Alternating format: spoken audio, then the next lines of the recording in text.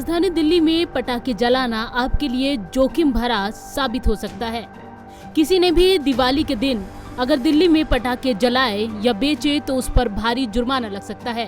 राज्य में पटाखे जलाने पर बैन की घोषणा के एक दिन बाद ही दिल्ली वासियों को एक चेतावनी भी दी गई है।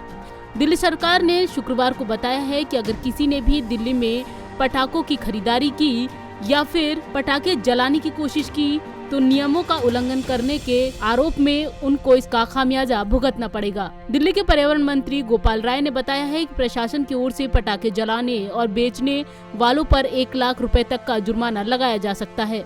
इन सारे चीजों पर ये दो चीजें इतनी भारी होती हैं, तो इसलिए इन दोनों चीजों को देखते हुए ही सरकार ने ये निर्णय लिया है कि चूंकि जिस तरह से केसेज बढ़ रहे हैं और सिचुएशन एक्यूआई की डीप होती जा रही है, इसलिए इस पर बैन लगाने का निर्णय लिया है। सजा का क्या प्रावधान है? मान लीजिए कोई उल्लंघन करता है, खरीद करता है या चलाता है, तो सजा क्या है इसमें? इस सजा एयर एक्ट के तहत 1 लाख रुपए के जुर्माने का है।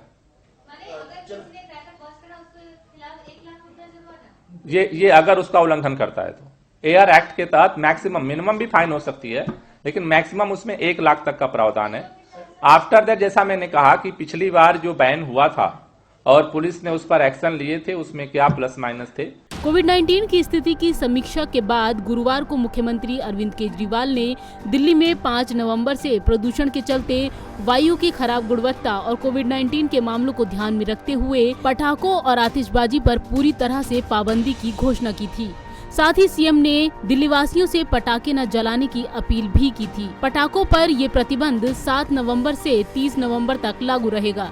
सरकार के इस फैसले से जहां दिल्ली वासी इस दिवाली पर आतिशबाजी नहीं कर पाएंगे, वहीं फैसले से पटाखा कारोबारियों के होश उड़ गए हैं। दिल्ली फायरवर्क्स ट्रेडर्स एसोसिएशन का कहना है कि दीपावली से हफ्ते भर पहले पटाखों पर अचानक बैन लगने से ट्रेडर्स को करोड़ों रुपए का नुकसान होना तय है। इसी वजह से कारोबारियों ने सरकार से बैन के फैसले पर पुनर्विचार करने की गुहार लगाई है। पंजाब केसरी ग्रुप के लिए संगीता सिंह की रिपोर्ट, दिल्ली।